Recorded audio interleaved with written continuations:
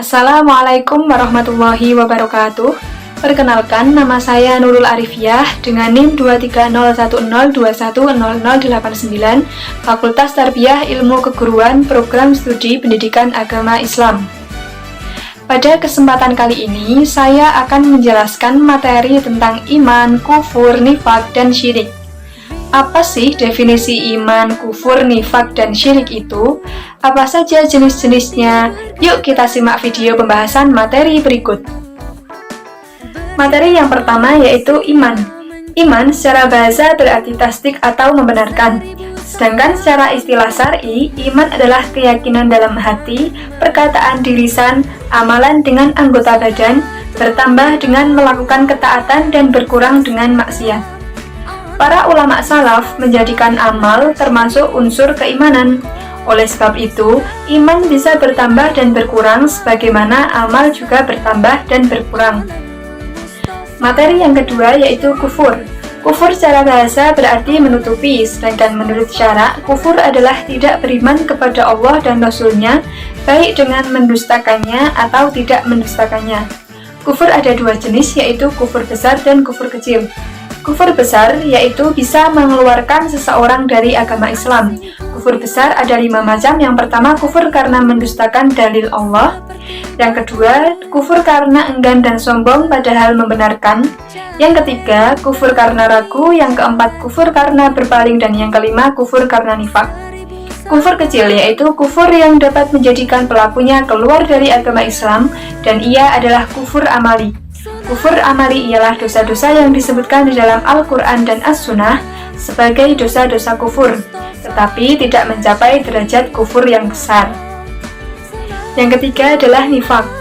Nifak secara bahasa atau etimologi berarti salah satu lubang tempat keluarnya yarbu atau hewan sejenis tikus dari sarangnya, di mana jika ia dicari dari lubang yang satu maka ia akan keluar dari lubang yang lain. Dikatakan pula, ia berasal dari kata nafak, yaitu lubang tempat bersembunyi. Nifak menurut syara atau terminologi berarti menampakkan keislaman dan kebaikan, tetapi menyembunyikan kekufuran dan kejahatan. Jenis nifak yaitu ada dua, yang pertama nifak i'tiqadi dan nifak amali.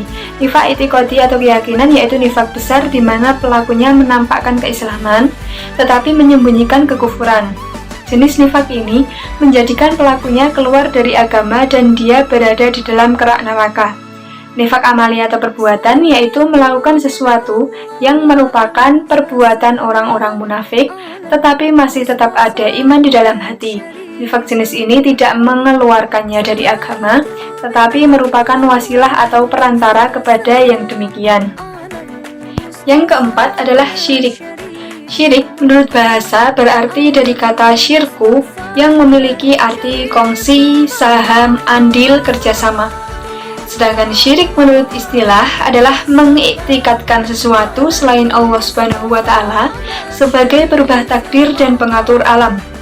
Syirik adalah menyekutukan Allah Subhanahu wa Ta'ala dalam rububiyahnya, uluhiyahnya, asma atau nama-namanya maupun sifatnya.